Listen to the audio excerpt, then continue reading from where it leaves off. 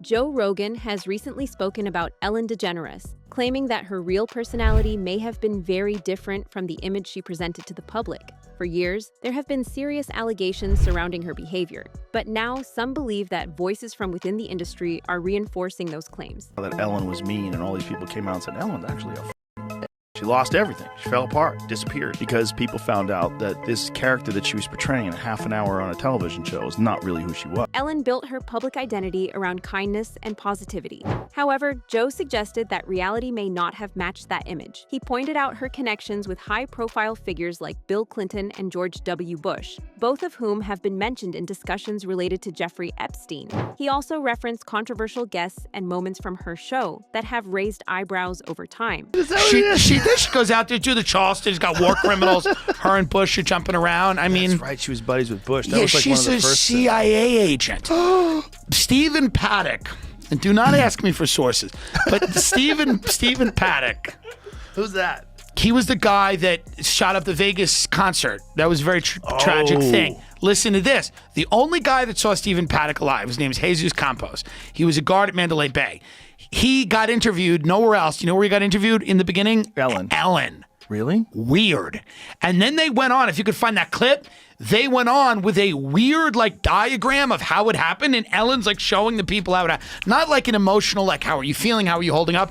It was a weird diagram of like, and then he went to the left and to the right. It was very strange to, look, what the hell's going on?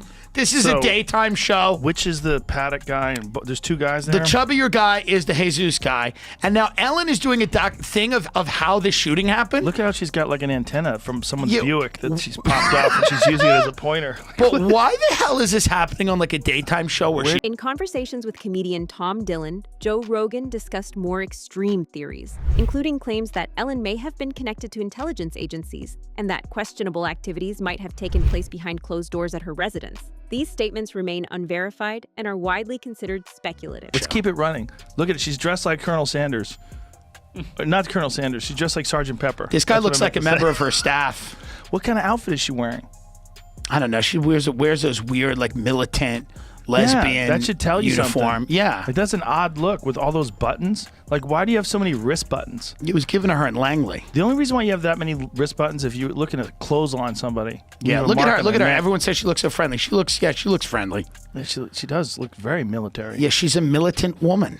With a very expensive watch, She dealt with a lot of discrimination when she came out. It was very sad, but then she joined the CIA. Her house got broken into while she was at home.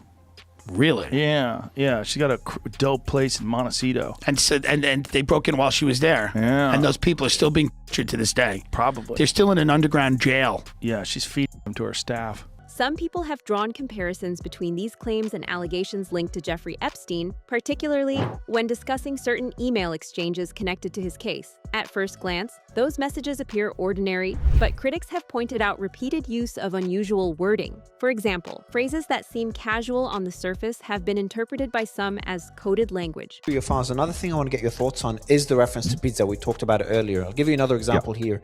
Epstein sends a message to someone. She looks pregnant. Reacting to a photo, and the client replies back to Epstein, "You mean radiating a soft glow with the look of bliss and excitement? Yeah, that's the pizza."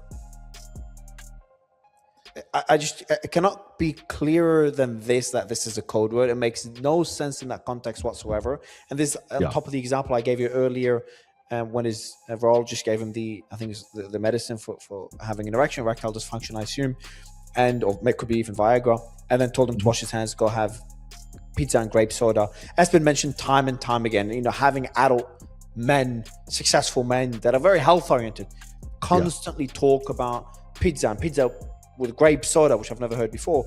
Yeah, I've never heard of pizza and grape soda before this. I don't know if that specific combination was part of the whole Pizzagate thing, but it's definitely mentioned a lot because I saw that phrase, so I looked it up and was like, is this actually like in there multiple times? And it was. Another example often mentioned is the repeated use of everyday terms like pizza or beef jerky in unusual contexts. While these words normally seem harmless, Some observers argue that their placement in certain messages feels inconsistent.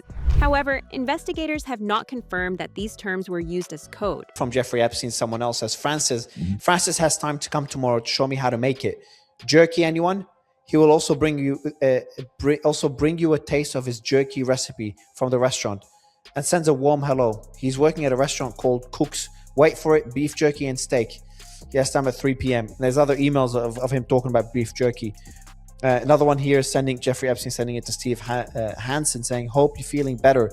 Did we analyze the beef? Did we analyze the jerky? Now there's talks about jerky, it could be for scientific research, could be something else that's even sicker. But there's more emails here talking about beef jerky. Have you had time to go through those? There's one here. Thank you so much. Super cool. IT guy setting up Surface right now. We are ridiculously excited, and beef jerky delicious. Thank you. Thanksgiving. So yeah. It is very. Now I've got all those emails saved. I'd actually had somebody send to me all of those to say, hey, would you check this out? So I have them. I have not read through all of them, but there's no shortage of terms that are phrased in a peculiar way. Muffin is another one. I've seen that a couple of times. I talked about when he says whoops. That seems to be in very sometimes he says that in very odd terms that seem like they're referring to somebody dying or getting. So there definitely seem to be code words. So the pizza and grape soda thing, here's one example of that. So yeah, this is better than a Chinese cookie. See attached. Let's go for pizza and grape soda again. No one else can understand.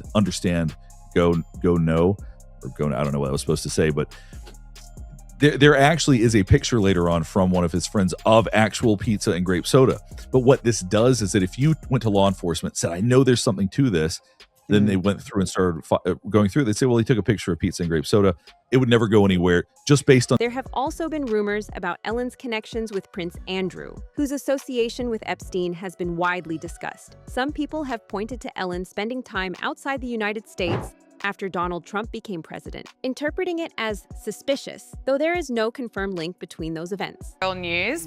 The US Department of Justice has released an image which appears to show former Prince Andrew and former UK trade envoy Peter Mandelson and Jeffrey Epstein. Now, this is the first known picture to allegedly contain these three individuals. Now, no time or location is given for the photo, yet ITV News in the UK believes that it was taken at Martha's Vineyard in an island in Massachusetts between 1999 and 2000. Of course, there's no suggestion appearing in this photo as an indication of wrongdoing. But Angela, what do you make of this photo?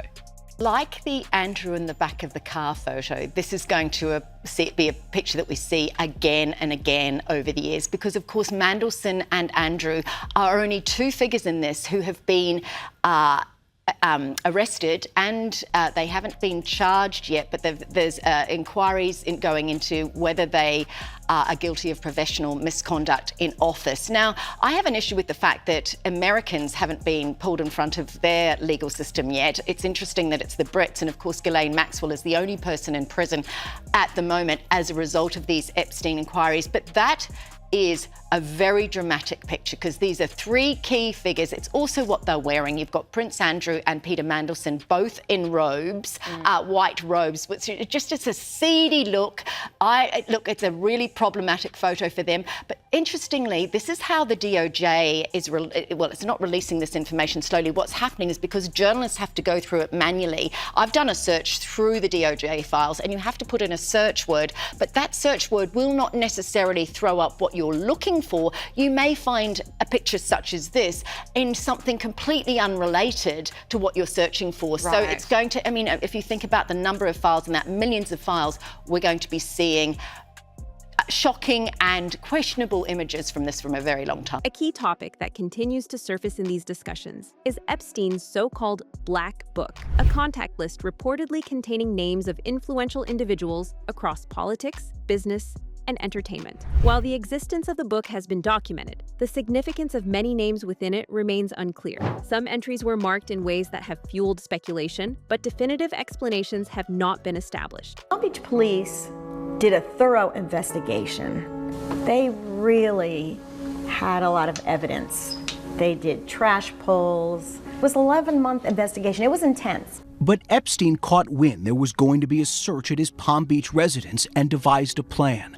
Videos of the Palm Beach police search match what investigators also reported in their own documents. That monitors, keyboards, and printers were found, but no computers. Jeffrey Epstein was tipped off on the search warrant. You see the police video when they go into the house, the computers had all been removed. Newly revealed witness testimony from 2019 shows Epstein called one of his assistants, who he was also abusing, and directed her to remove not only the computers, but all the contact books in his house. Documents show in October 2005, Epstein told her to go to Palm Beach to meet someone to hand over the contact books and computers, and that Epstein ordered her to hand everything over to a private investigator. She was then directed by Epstein to collect all the contact books from his home in the Virgin Islands, and later to bring items back from the island to New York, where she was told to shred it in Maxwell's office, and the contact books from both residences then erased. Or so they thought. The story dates back to 2005, when authorities in Palm Beach began investigating Jeffrey Epstein after allegations were made against him. During that time, his former employee Alfredo Rodriguez secretly kept a copy of the contact book. He later claimed that Epstein was involved in serious misconduct and believed the book contained important information. Deposed that summer was Alfredo Rodriguez. Raise your right hand, please. Do you swear the testimony you're about to give should be the truth, the whole truth, and nothing but the truth? Yes, I do. Brad Edwards, representing Epstein survivors, interviewed Alfredo Rodriguez 2 times. Alfredo Rodriguez was very nervous for the first part of the deposition. You could tell he had more information than he was giving. He talked about, it's the Black Book. He talked about being fired and obtained some documents that had some of the names of some of the young girls that were coming over to the house. But he gave the impression in his deposition that he didn't know where that was. Rodriguez, desperate for money, saying no one would hire him, later asked Edwards for $50,000 in exchange for a copy of the book. I couldn't convince him that he needed to just turn it over. So I called the U.S. Attorney's Office and said, look, I have to report that a witness is holding a document hostage with a price tag of $50,000. A sting operation with the FBI was quickly launched to retrieve a copy of the book from Rodriguez. New video and phone calls show the exchange. I was going to tell you where to meet me. Okay, Gary, go ahead. Give me the address. There's a Hilton Hotel at the corner of Glades Road in Boca. I'm in room 118. No, FBI, no, the FBI didn't know nothing. The FBI just went through the files of Palm Beach Police Department, and they didn't subpoena me. The man on the right, an FBI agent undercover as Brad Edwards' associate. On the left, Rodriguez in possession of a copy of the blood. Years later, Rodriguez attempted to sell the book to someone he believed was connected to legal authorities. However, the person he met turned out to be an undercover FBI agent. During the meeting, Rodriguez explained how he had organized the information and pointed out names he thought were significant. Instead of completing the sale, he was arrested. The famous names that were in that: Mick Jagger, Courtney Love, Prince Andrew, Fergie, just people from all over the world. President Clinton, President Trump. He wasn't president at the time, but Donald Trump was in there. And just so many famous people were in there. And though many names are listed, inclusion in the book is not evidence of any wrongdoing. In the video, Rodriguez calls out names of people he thought had information, including now President Donald Trump, who's denied any knowledge of Epstein's crimes. Of course, Donald Trump. Also mentioned so-called massage providers from everywhere in the world. The fact that the names and numbers of these girls, not only here but in other locations throughout the world, were contained in this book, he thought he needed to preserve that information. All right, let me get you your money, buddy. Okay, here. Shortly after that, when I guess they were supposed to give him the $50,000, he was arrested. It was uncovered to Alfredo that these were not Brad's fixers. Following his arrest, the FBI obtained the contact book. Rodriguez was charged with obstruction of justice and served time in prison. He later passed away in 2015. The situation raised questions among observers about why more action wasn't taken based on the information collected and whether powerful connections may have influenced the outcome. The thing is, he's not even being charged for any of the things you just brought up. He's not being charged for blackmail, which is kind of crazy because, what did they do? Why did they tell us that there was all these videos of all these high-profile people and then silence, and then it never comes up once during the trial? There's none of that stuff in the trial. In the trial, it was his ex-girlfriend Cassie. They were talking about, so he's up for these 2 charges left, and it's like destitution, something. It's like nothing stuff. It's like stuff that he's going to go to jail for 5 years, if at all, and probably won't. Right. And he's already been in jail for. So what is time served now? It's over a year, right? Yeah. No, I think he's going to walk, dude. I mean, I think he's going to walk, too. I don't think he's going to spend any time. And this is what Kurt Metzger called a long time ago. As soon as he saw that it was Comey's daughter, he was like, oh, he's going to walk. Trust me, he's going to walk. There's a bunch of high-profile people that are connected to this. Yeah. They're covering it all up. If he goes down, they go down. So he's not. Some people argue that focusing only on individual celebrity controversies distracts from larger systemic issues. Others emphasize how influence works at the highest levels, where celebrities, politicians, and billionaires operate within tightly controlled environments. According to this perspective, Jeffrey Epstein created a network where powerful individuals could interact privately. And there's so many people on the list that are probably innocent, but they're right. They just went to the island for a party. No, there's got to be a hard drive. There's got to be sitting in Tel Aviv right now. Yeah, listen. That's the other part of this too. They asked Ghislaine Maxwell's lawyers what their shit was. He had 100 cameras in that penthouse, in every single house. Do you know his house is for sale in New York? That's amazing. Yeah. And should make that a podcast studio. No, my wife found it on Trulia or whatever it is. Yeah. One of the maps. And she's like, look at this beautiful, because we were in New York. Townhouse? Yeah, it's not a townhouse. It's a house. It's a big ass house. It's multiple stories. The one right across the street from Central Park? Uh-huh. Yeah. That one. It's for sale right now. How much? I think it was 60 or 70 million, something like that, which is what it's worth. But who wants to live in the Epstein house? First of all, if I bought that house, I'd want the Clinton painting. Can you get me that painting? Yeah. Clinton in the it's blue gotta dress. Come with all that shit inside. I have to have that painting. I want George Bush with the Jenga towers and the paper airplanes. I want all of it. And then the lady just died too. The lady got hit by a car. One of the witnesses. Yeah. One of the Jeffrey Epstein witnesses. And then apparently she had a husband who was abusing her. And people like to. It's just people like to use this stuff as a political football to argue for whatever they believe in. And also, when you get rich, powerful people. So here's the thing that happens with rich, powerful people: they can't go anywhere, right? If you're say a Jeff Bezos type or someone who's an Elon Musk type. And I'm not accusing them of anything. I'm just saying at that caliber of celebrity and that caliber of prominence, you can't go anywhere. If you're Bill Clinton back in the 80s or the 90s, whatever it was, you can't go party. Right. Everybody knows who you are. You got to be protected, right? But you want these experiences. These discussions often circle back to Ellen, with some suggesting she used her platform to put guests in uncomfortable situations. For example, moments involving Katy Perry have been widely shared, where personal topics were unexpectedly brought up during lighthearted segments. Let's toast to you not being pregnant. If you're not pregnant, then we should. Oh my goodness. I can't believe it. Mariah Carey is opening up about this uncomfortable 2008 appearance on the Ellen DeGeneres show. Why would we toast to that? How about to the future? Yeah, you can really... And for both of our futures, who knows what they hold? Who knows? All right, go ahead. Okay, cheers. Cheers.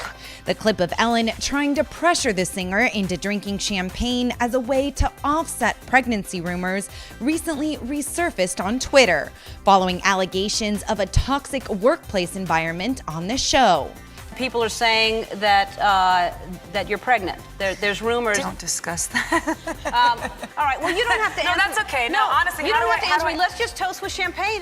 Now, in an interview with Vulture, Mariah is addressing that extremely uncomfortable moment with DeGeneres. telling the mag that she's really had a, quote, hard time grappling with the after. In other instances, guests like Martha Stewart were pushed into revealing personal details during on-air games, which some viewers later viewed as crossing boundaries. One of the most discussed moments involved Mariah Carey, who appeared on the show while pregnancy rumors were circulating. Ellen pressed her on the topic during the interview, leading to criticism years later after Mariah shared that she had suffered a miscarriage around that time. As these clips resurfaced, they contributed to a broader narrative about power dynamics on the show. Some viewers interpreted these moments as examples of how influence can shape interactions in the entertainment industry. This has led to ongoing speculation about Ellen's actions and decisions, especially as more information related to the Epstein case continues to emerge. Still, many of these claims remain unproven and questions persist. What's your perspective on all of this? Share your thoughts below.